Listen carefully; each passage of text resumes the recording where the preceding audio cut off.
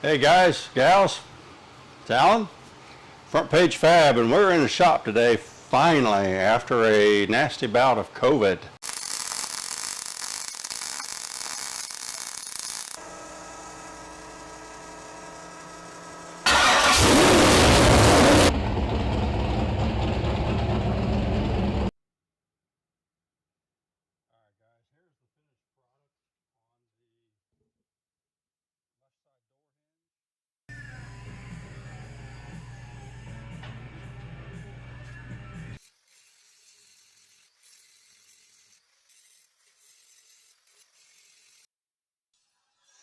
Let's get in the shop and build. Nasty bout of COVID. And that stuff is no joke. It's the first time I've had it since the outbreak in 2020, so I consider myself fortunate at this point. But today I'm finally getting back in the shop to do a little work on the old hot rod. And I was getting ready to put the injectors in, and I thought, hey, we might want to talk about this. So, in case you don't know, my hot rod's a 1995 F-150, all steel, well, except for the hood, but steel roof, quarters, bed, etc. With a 533 big block in it. All natural, no pimp juice, none of that good stuff yet. But I am running methanol injection, mechanical methanol injection. And I was getting ready to install the injectors, and I thought, let's just have a little discussion on that, because it was something I had to learn, and the first time, and honestly, I did it wrong. So I just want to talk about it. So here is a mechanical injector from Ron's Fuel Injection. As you can see, there's a hole here. This is where your fuel comes in. Down here on the bottom, there's a hole there. That's where the fuel goes out. And so what you have is an orientation, or does it matter? I don't know. Well, let's examine that. Okay, so what we have here in my crude sketch, we've got an intake manifold sitting on top of an engine. And I put carb there, but actually it's the injector hat or throttle body, however you want to look at it. And then what we have is our runners that go down into the cylinder head and subsequently into the cylinder. And usually on these they have injector bungs. Now, in the case of this one, this injector, like I said, it's got a hole there. So the way this works is, it screws into that bung so that the alcohol coming out is going into the runner. So we have our airflow coming out of the throttle body, and it's going this direction, coming down that runner, going into the head. There's our air. Okay.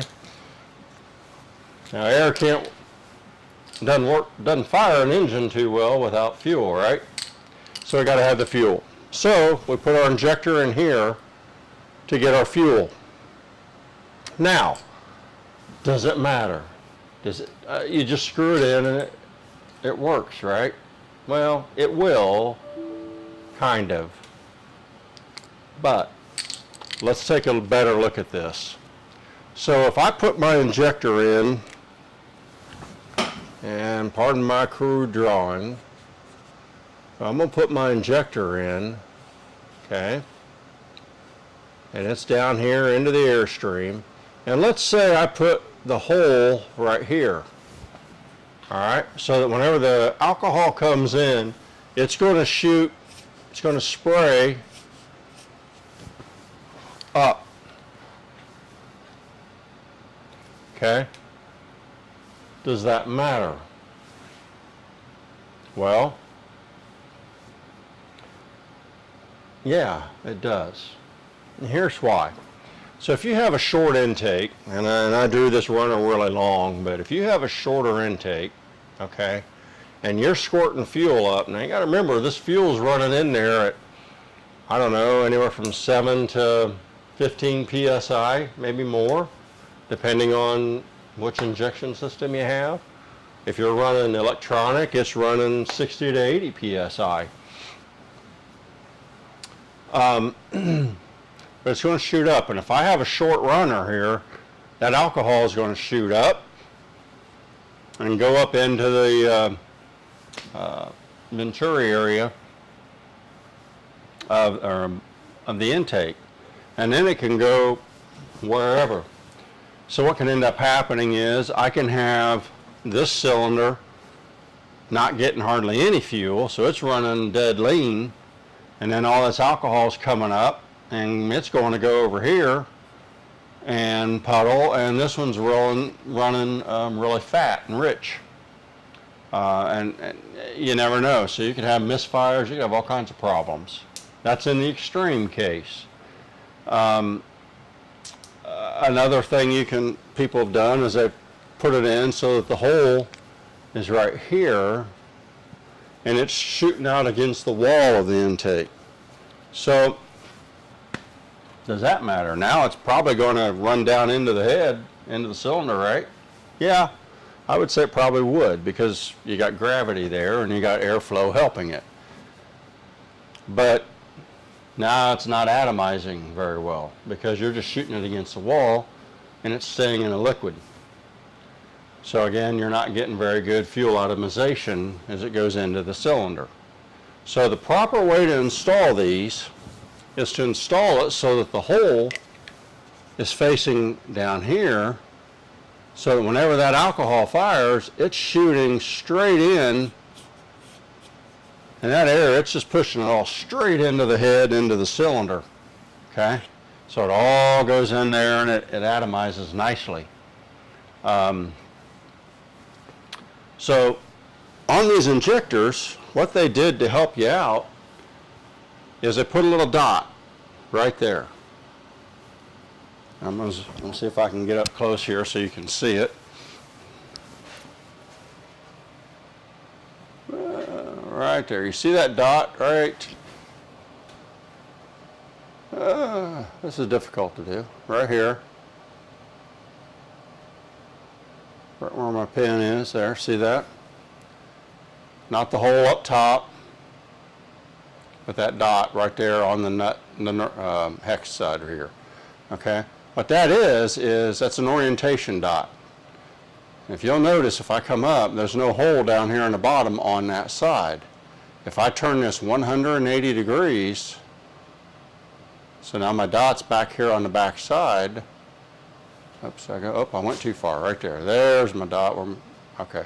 180 degrees, now I got my hole. So when you're putting this injector in, okay, you're screwing it down in, so I can get that in, you're screwing that down in there, okay.